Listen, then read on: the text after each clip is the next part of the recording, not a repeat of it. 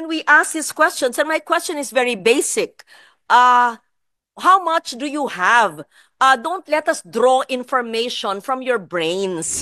Meron bang ni isang mahirap na Pilipino na maaapektuhan sa pag-zero ng allocation sa PhilHealth budget?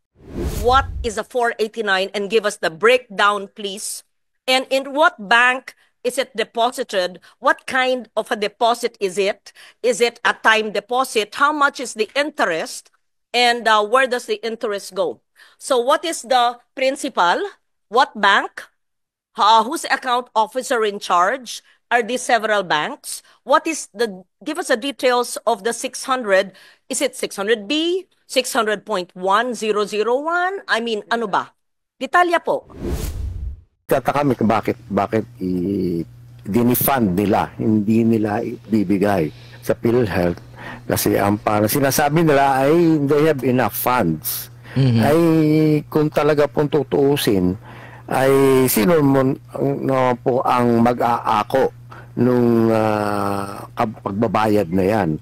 Iyan ang tanong ngayon ng Private Hospitals Association of the Philippines o PHAPI sa naging aksyon ng Kongreso na hindi bigyan ng pondo ang subsidy ng PhilHealth para sa susunod na taon. Sa naturang pondo daw kasi, kinukuha ang pambayad para sa mga indigent o mga kababayan natin na walang kakayahang magbayad sa ospital at hindi miyembro ng PhilHealth. Ani de Grano, kung tutuusin, galing sa Syntax at Universal Healthcare Law ang pondo para sa subsidiya ng ahensya. Hindi rin sang-ayon ng grupo sa naturang aksyon kung layon lamang nito na disiplinahin ang state insurer sa paggamit ng pondo. Ang mas maaapektuhan anya kasi nito ay ang ating mga kababayan na umaasa sa PhilHealth para sa kanilang kalusugan. Siyempre po, pagka naapektuhan yung sistema mismo ng PhilHealth, ang lagi naapektuhan po ay ang ating mga miyembro po. Kaya nga po nung time na, nung mga years ago, nasabi nila magpapadisaccredit ang mga ospital. Medyo nagdalawang isip po kami, ano? Kasi siyempre, sino ba pag nag-disaccredit tayo, sino maapektuhan? Ang maapektuhan nating mga miyembro. Samantala, ipinagtataka naman ni De Grano kung bakit hindi pa rin mabayaran ng PhilHealth ang kanilang mga pagkakautang, hindi lamang sa pribadong ospital, kundi maging sa pinapatakbo ng gobyerno. Karamihan kasi ng kanilang pagkakautang ay noong pang panahon ng COVID-19 pandemic. Magugunitan na lumutang na mayroon palang 600 bilyong pisong reserve fund at 150 bilyong pisong surplus ang PhilHealth matapos itong hindi bigyan ng subsidy fund para sa susunod na taon. Naniniwala ka ba? Sermon ang inabot ng mga opisyal ng PhilHealth sa Senado araw ng Miyerkules dahil sa isyu ng paglipat ng excess funds nito sa National Treasury. Sa isang pagdinig, tinawag ni Senator Bongo na boy promise si PhilHealth CEO Emmanuel Ledesma Jr. dahil sa marami na anya itong pangako na di natutupad. Isinumbat ni Go na kundi lang sumabog ang kontrobersya ng PhilHealth kaugnay sa di tamang paggastos ng pondo na nagresulta ng bilyong pisong halaga ng unused funds, ay di ito mag-aatubili na gawin ang kanilang mandato. Ay kung tinaasan nyo, sinabay nyo nung Pebrero yung sinasabi mong 30%, kung tinaasan mo na ng 80%, nakinabang pa ang Pilipino, nakinabang pa yung mga mahirap, hindi pa na naging excess fund, hindi na walis. Yes po. Nung na-discover na meron kayong excess funds, doon nakita na meron kayong reserve fund. Yes po. Doon nagka-problema. Pero sa kabila nito ay nanghinayang naman ang chairman ng Senate Committee on Health and Demography na si Go kaugnay sa zero budget na binigay ng Kongreso sa PhilHealth subsidy para sa susunod na taon. Naniniwala ang senador na maaapektuhan dito ang mga mahihirap na Pilipino na nangangailangan ng tulong sa kanilang kalusugan. Ang zero budget anya sa PhilHealth subsidy ay di makatarungan. Sa panig naman ng PhilHealth ay tiniyak ni Ledesma na masiserbisyuhan pa rin ang mga beneficiary nito sa 2025 sa kabila ng zero budget sila sa subsidy. Sa isang video message, ipinagmalaki ni Ledesma na aabot sa 500 billion pesos ang kanilang excess fund o naipong pondo na maaaring gamitin sa susunod na taon. Ibinida rin ni Ledesma na sa susunod na taon ay magkakaroon din sila ng increased benefit packages para sa mga beneficiary na tinatayang aabot sa 284 billion pesos. Allow me to assure everyone that PhilHealth will continue to pay for the health benefits of all Filipinos, with or without government subsidy. It is our goal to finance the best care and benefits available. Yes, I'd like to listen for a while, then I have questions. May I know how long this hearing will last, if it will last until right before session? Yes, yes. Okay, yes. I'll listen for a while and I will interject because I know that this hearing has been going on for a couple of hours and I might be repeating some of the questions that were asked, but I would, yeah. I'm sure the question, okay, Mr. Chair, I'm sure the question of whether the zero budget, because your GOCC anyway, will affect the services. And I read the statements both of the president and CEO of PhilHealth as well as the health secretary that it will not in any way affect. But with that statement, it would not encourage the president or Congress, assuming, because we don't know whether we will have to, both houses will have to reconvene, if it will be called for a special session, or whether something will be done just in the executive on what is legally possible for them to amend it without violating the law. So with that statement, when you said that we can proceed anyway because you have so much unused funds amounting to, may we know, 600, what is the amount, just to be accurate? Your Honor, CEO? 489 billion. Million. 489 billion. Billion. Billion, Your Honor. 489. So with your statement, so the 600 we see in press statements is inaccurate. Plus reserves. Yeah, give us the whole picture, please. Then it's accurate, Your Honor. Around 600 billion. 600 billion? Yes. To say it as such, what is the 489 and why is it 600? You know, when we ask these questions, and my question is very basic, how much do you have? Don't let us draw information from your brains. 489. And then the DOH secretary says there's reserve of 600. So total is 600. So kindly tell us the truth of how much total, whether it is called reserve, what is the 489 called, so that we have a full picture. Because otherwise, if it did not persist in my questioning, then I would have thought that the news reports were inaccurate and the statements of the DOH secretary would have been inaccurate because I saw 600B.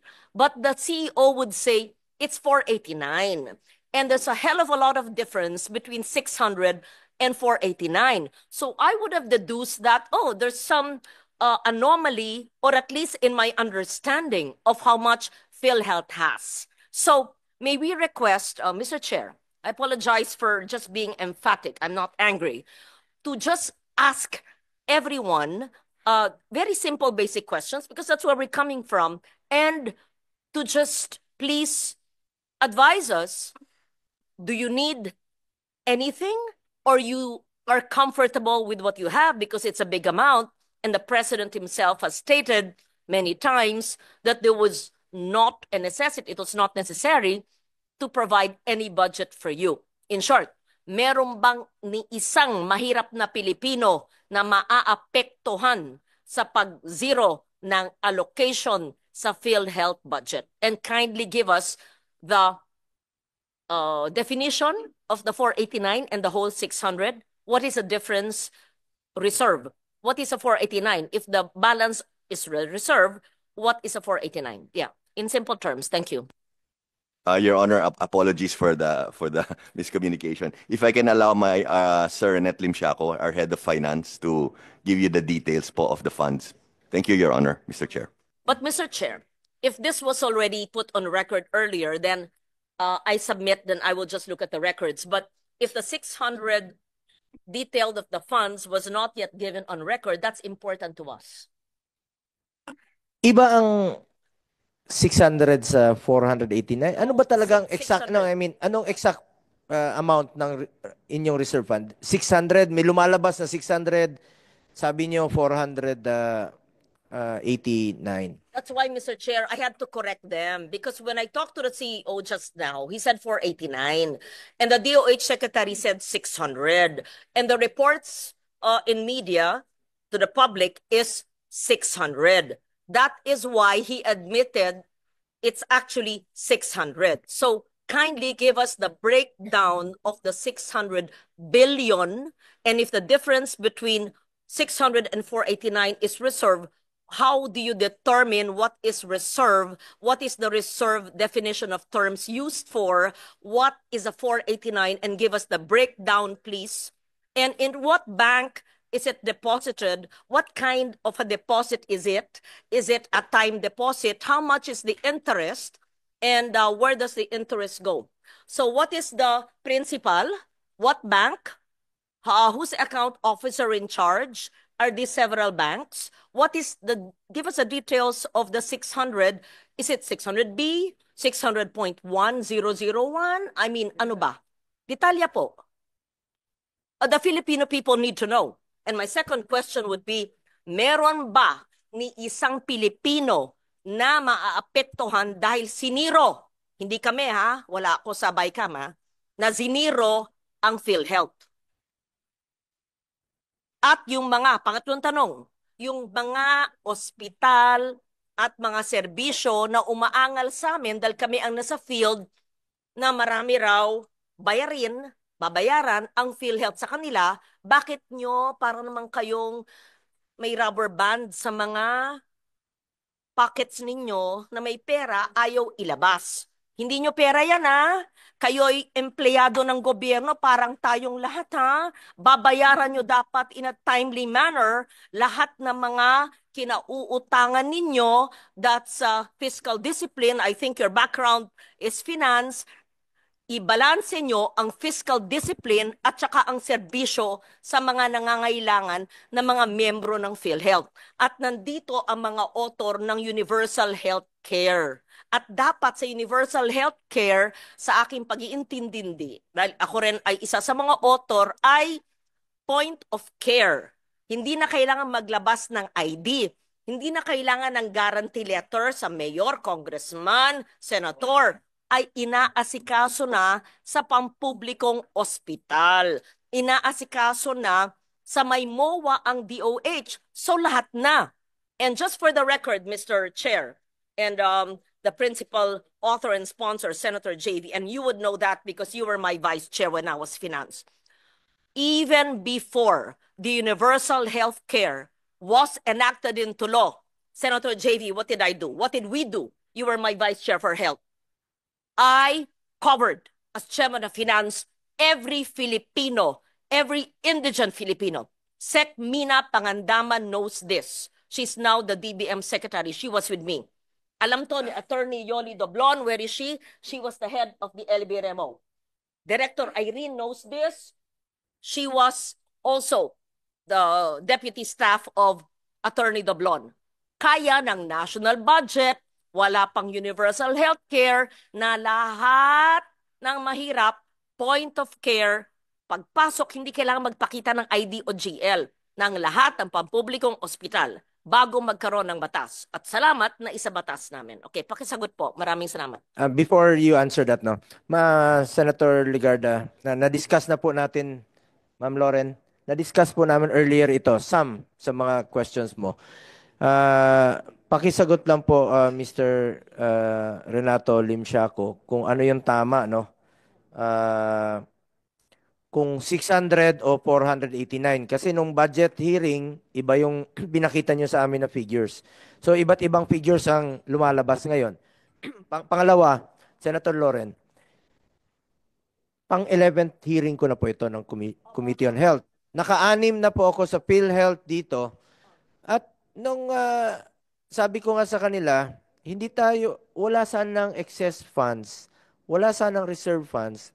Kung yung inimplementa nila ng maaga, yung expand benefit packages, increase case rates, this week lang po sila nagkandarapa to increase the case rates. This week lang po sila nagkandarapa to expand benefit packages. So kung inagahan yon, walang excess funds na wawalisin ng National Treasury, walang reserve fund na makikita at maraming pasyente ang makikinabang, yung mga mahirap nating kababayan. Kung inaksyonan po ito ng maaga. Anyway, sagutin niyo po yung katanungan ni Senator Yeah. Loren. Mr. Chair, pakisagot kasi lahat ng ating pinaikot-ikot dito, nasabi nga nyo, 11 hearings na. Simple lang po ang tanong ko, sa inyo po nang galing yung figures nyo. Meron kayong 600 billion. Sabi nyo, yung balanse, if you deduct magkano, 489, 600 minus 489, yung diferensya nun, investment, reserve. Definition of terms, ano po yung reserve? Tapos sinabi din nyo, meron kayong 489 billion sa investment portfolio. Gusto ko maintindihan, ano ba ang ibig sabihin ng investment portfolio? What is the nature of the investment? It has to be discussed. That is not your money, that is public money. What is the risk profile? How much is the forecast revenue and for what? And what are the financial institutions where this is lodged? And I would like them to explain to us because kinakaltasan lahat kami, tayo, ng PhilHealth. Kayo ang may hawak. Habang namamatay ang mga tao, humihingi ng guarantee letter ang habang proseso. While you are floating in billions, hundreds of billions of cash. So, definition of terms, ano po yung risk profile, at sinong may hawak ng pera ng taong bayan na nakalaan sa PhilHealth. Simple lang po maaring sa Filipino tayo magsalita para maintindihan dahil gusto rin namin malaman. Salamat po. Mr. Chair. Pakisagot lang po na yung exact amount talaga ng reserve fund niyo. Maraming salamat, Mr. Chair. Based on our financial report, Mr. Chair, this one is October 2024. Our reserve fund is in the amount of 281 billion pesos. This reserve fund is provided in the law that the PhilHealth should set up a reserve fund equivalent for its 2 years operation. So 281 billion pesos. And we have a surplus of 150 billion pesos, meaning from our members' equity minus the reserve fund of 281, the difference, the surplus or the excess is 150 billion pesos, Mr. Chair, honorable members of the committee. Now, as to our investment. Sandali po. Yung 281, sabi nyo, nakasaad po sa batas. Apo. Na kailangan. O sige, pakita nyo mamaya yung provision sa batas creating PhilHealth, right? Or the universal healthcare, which? Opo. Which? Ano opo? Dalawa po. The batas, yung batas creating PhilHealth or the universal healthcare law. Hindi po opo. Ano po sa dalawa? Ang nagsaad sa batas. At kung meron pong kayong provision, pakilagay sa record para maliwanag po, para hindi whim, para malaman ng taong bayan na may basihan. So kung 281 reserves, ipaliwanag nyo, anong ibig sabihin ng reserves? Anong batas ang nagsasaad na kailangan may 281 nakareserba? Pangalawa, yung 150 billion in surplus, paliwanag din nyo po ano yung basis niyan. Batas rin ba? Kami ba ang gumawa ng batas? Or ito ba ho, ano ang sinusunod nyo? Tapos, i-add natin si 281 at saka si 150 mula sa 600, yung balancing yun, akin na, saan po yun ginagamit? Yan. Salamat po. Maraming salamat, Mr. Chair, Honorable Ligarda. Now, on the reserve fund po, Republic Act 7875 or the PhilHealth Law, mayroon po yung provision. And of course, it is also stated here in Section 11 of the Universal Healthcare Law that Program Reserve Fund, PhilHealth shall set aside a portion of its accumulated revenue not needed to meet the cost of the current year's expenditures as reserve fund, provided that the total amount of reserve fund shall not exceed a ceiling equivalent to the amount actuarially estimated for 2 years projected program expenditures. So ito po yung basis po natin why we're gonna set up the 2-year reserve fund in the in compliance with this provision, Mr. Chair, Honorable Ligarda. we see Section 11 of the reserve funds. And of course, it does not state the amount because amounts will differ. But based on the definition of Section 11, is 281 compliant with it, or is it over the compliance? Mr. Chair, Honorable Ligarda, this computation calculated by our Department of Finance and adopted by the management, by the board, that the reserve fund for our FS in the year 2024 in the amount of 281 billion. Proceed po with 150 surplus. Define po, pakipaliwanag po ano ang surplus. Ang pagkaintindi namin ng surplus ay extra, sobra. Okay. So reserve, surplus, may 431 billion pa kayo. Ayan. Paliwanag nyo yung ibig sabihin ng surplus at yung basihan ng surplus nyo, tapos yung 431, nandun na tayo. Paliwanag po nyo yung paggamit ng 431 at saan po naka-invest, ano po yung interest, ano yung risk. Thank you.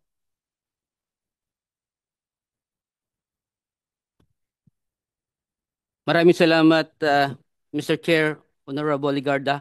On the part of the surplus po, I initially in the year December 2023, wala ho tayong na-set up ng ganito. The initial that we have reserved ay 464 billion pesos. Now, with that computation of the EOF and adopted by PhilHealth, so yung sobra doon ay yun ang tinatawag natin na surplus. Now, for year 2024, sa beginning balance, in-add natin po yung income of PhilHealth na as September mayroon ho tayong 46 billion. Binawas po natin din dito yung compliance to the Department of Finance Circular 003-2024 and the special provision of GAA 2024 that 89.9 billion pesos, Mr. Chair, Honorable Ligarda. So suma total, yung lumalabas sa figure po natin dito ay isang 150 billion pesos.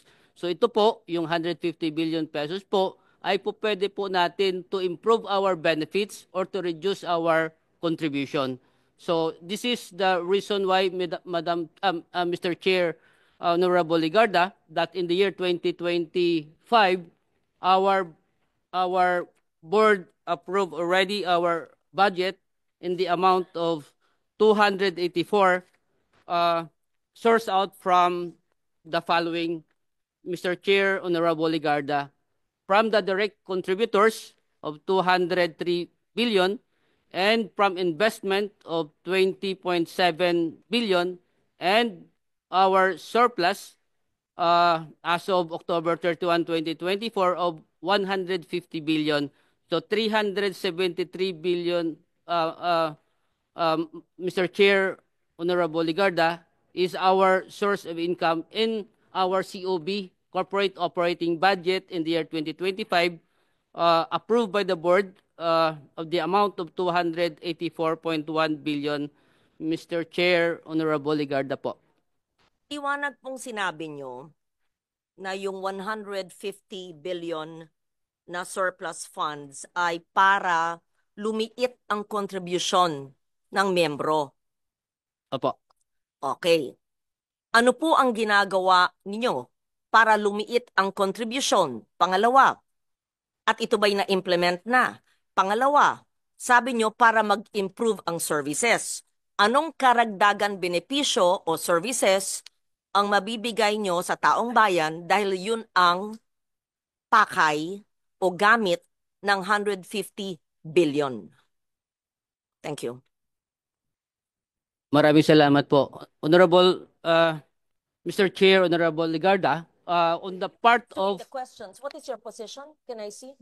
Senior Vice President, Mr. Ledesma, are you familiar with these issues or you're new so you're leaving it to your SVP?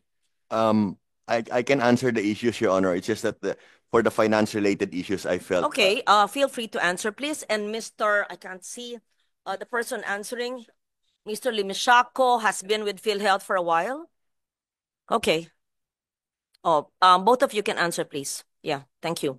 Maraming salamat po, Honorable Ligarda. Um, on the part of PhilHealth po, as provided by law or ang nakalagay. So we are more on the expansion of benefits.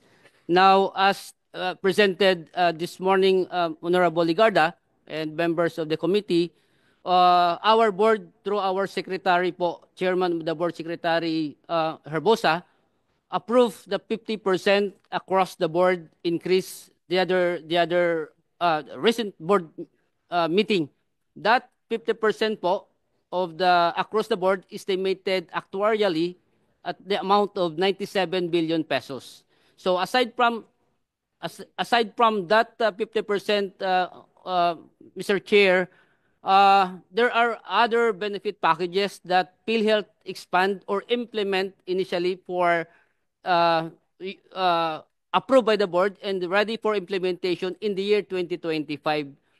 The 50% expansion of benefits, did you discuss that this morning? Did you show under the present package ito? The expansion ito, 97 billion ang cost nito. Did you do that, sir? Mr. Chair, hindi po natin nagawa ngayon, but we can come up with a report po. Please Maibigay po say it natin now. sa That's inyo. very important. That's very important. People have to understand where their money's going. So, I will not wait for the 12th hearing. Opo, ngayon po, pakisabi po. In simple terms, in Filipino or English, whichever, name the present package benefits. It won't take you 60 seconds. And what are the expanded benefits for the expanded package, and why will it cost us or the Filipino people 97 billion? Please explain. And this is 97 billion from the 431 billion or from the annual contributions. Will it eat up into the 431 or will it eat up into the 150 billion surplus, or will this be an annual 97 billion in the coming years? I want to understand. Mr. Chair, Madam Senator, I just want to mention, to add what Sir Net mentioned earlier. So we did a 50% increase 2 nights ago during our last board meeting chaired by Secretary Herbosa. Last February 14 of this year, Mr. Chair, we also did a similar 30% increase almost across the board. So we did a 30%, Mr. Chair, Madam Senator, on February 14, and we did an additional, on top of the 30, 50% 2 nights ago. So for a total, Madam Chair, of 80% increase. Sa screen. O yan, yung kanina, pakibalik po. So gusto namin makita yan. Nung Pebrero, 30% increase for case rates. Tapos, nung Abril, ang ibig sabihin yan, sinakop na ang breast cancer. Tama ba yung aming intindi? At saka yung mga nakalista dyan? Actually, Madam Chair, correct. Madam Chair, if I can mention very quickly, when we say increase almost across the board, that means almost, we have a total of 9,000 case rate packages, Mr. Chair. So when I say almost across the board, halos lahat po ng 9,000 po nakasakop doon. So, ibig sabihin yung 9,000, what are you referring to? We have different cases or case rate packages. Iba-iba po yon. Ang total niyan po, 9,000. So, pag sinabi po namin almost across the board or across the board, sakop po, lahat po yung 9,000 na yan po. 9,000 packages? Yes po. There are Packages? 9,000 individual, different case packages. Yes Case po. packages? Yes po. Ba't ang dami naman klase? Marami po yan po. Iba-iba. May mga nuances, iba-ibang marami talaga po eh. Ganun Okay. po talaga. So, ibig nyo sabihin, yung 9,000, anong tamang salita? Package o case rate? Case rate or benefit packages. Ayun na lang. Simplehan natin. Benefit packages na lang, ma'am. To communicate po tayo sa taong bayan, yung maiintindihan. Kami mismo, di namin, kung tatlo ang definition of terms, pareho palang ibig sabihin. Di yung benepisyo, yung pack, di ba? Mas madaling intindihan. Benefit packages. Case. Yes po. May kaso ba? O ano ba? Yung anong tanong yung isa? Ang gulo nga eh. Benepisyo. Ayan. Meron po tayong 9,000. Benepisyo. Package. Ayun, 9,000. Iba-iba. Nag-approve po kayo ng 30% na increase. Lumaki sa benepisyo Yes po. Last February 14 po. nung Pebrero. Ano po ito? Anong saklaw? Ano po ang example ng inyong 30% in-increase? Hindi ba nyo babasahin lahat? O kung, example lang, 1, 2, 3. Para maintindihan po natin. In short, kung dati wala, ngayon, sa 9,000 benefit packages, sakop na ito. Ano po yon? Tapos, nung isang gabi, nag-approve pa po kayo ng 50% over the 30%. Ito yung cost. Ano po yun? Yun, example lang. Example po, ma'am, pneumonia, ischemic stroke. Hindi covered ang pneumonia. Meron po pero in-increase po namin. Covered na po ang- dati pero yung amount in-increase po Okay, namin. magkano yung amount ng pneumonia bago ng February 2024? At nung Marso 1 ng taong ito, magkano na po ang pneumonia? Dahil napakalaganap ng pneumonia. Actually, Senator Lore, ito yung diniscuss namin kanina na napakaraming case rates na dapat nilang in-increase na noon pa. Sabi nila, 9,000 case rates daw yung pinag-aaralan nila. Meron nga po akong hinalimbawa kanina, Senator Loren, na meron pong mag-asawang pulis, ang kinakaltas sa sweldo nila, 3,006 a month, both of them, no? 43,000 ang na-contribute nila sa PhilHealth. Tapos nung nanganak yung asawa niya, 20,000 lang, nalugi pa sila sa kanilang na-contribute for the year. Sagot po Yearly yun. That's why we want to understand. Yun ang what hindi pa when niya you na say. sasagot. Kanina ko Sasagutin pa ko, kaya nga tinanong. tinatanong ko po, yung 30% nung Pebrero at yung 50% ngayon. Aba, magandang pakinggan. 80%. Pero anong ibig sabihin nun? Anong benepisyo po sa mahirap na pamilya? Ayun, pakiliwanag po. Bakit naman? Kanina may ibang sumagot, ngayon ibang sasagot. Ano ba ito? Diba? Madam Chair, because COO are Chief Operating Officers, the one who oversaw all of the Sige increase. po, sige So with po, your makikinig permission po po. kami. Thank you Okay, po. Salamat yung po. 30%, example, pneumonia sinabi po nyo. Dati naman covered na, pero explain to us please, when you increased in February and when you increased the other night, ano pong ibig sabihin nun? Mr. Chairperson, Honorable Senator Legarda, yung case packages po, all case rates na lang po, isang term lang gamitin, all case rates, ang coverage po ito is lahat ng diseases and lahat ng procedures, lahat ng surgeries na ginagawa. Ito po yung case rates para, again, sa lahat ng sakit and lahat ng procedures, including surgical procedures na ginagawa sa hospital, sa facilities, sa lahat ng accredited na healthcare provider. So, meron pong more than 9,000 case packages and in-increase po lahat ng case packages, in-increase natin ng 30% across the board. Lahat po. May exception lang po yung inuna natin na pag-increase dahil covered sila ng top 10 most burdensome disease. Hiniwalay po natin ito. So, at present po, nag-increase tayo ng 30% across the board. Kasi hindi natin maintindihan ng mga across the board 30%. Yung pneumonia nga, bago mag-Febrero 2024, covered na po ang pneumonia, magkano po? Tapos, nung ginawa nyong nag-increase ang 30%, nag-increase pa ng 50%, magkano na ang coverage pag pneumonia? Yan ang, pneumonia na muna. Opo. For example po, yung pneumonia is 10,000 ang coverage po ng PhilHealth. For example, 10,000. Pag-implement po natin ng 30% across the board, including pneumonia, nag-increase po tayo ng 3,000 sa 10,000. So, naging 13,000 po.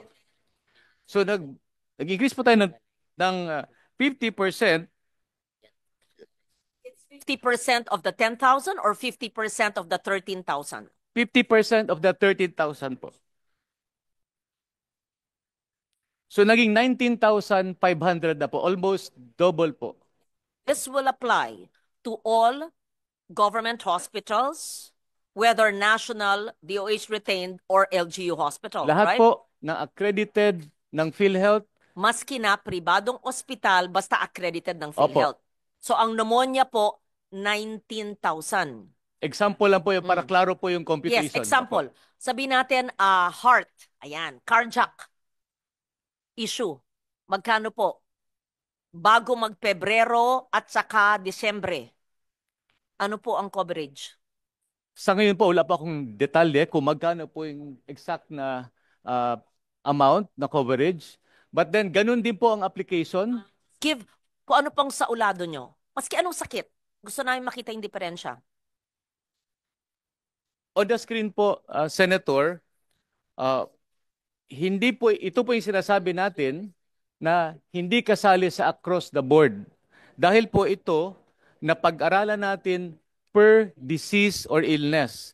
For example po, yung breast cancer, na-increase po natin yan, yung package niya, na-increase natin to 1.4 million. Therefore, ang increase po niya is total of 1,300% increase. I'm glad you're mentioning about breast cancer. Does that mean that every female, even male, kasi ang lalaki, di ba? Dr. Herbosa, pwede rin. So, ibig sabihin, ang mammogram, breast ultrasound, or chest CT ay covered po ng PhilHealth sa maski anong ospital.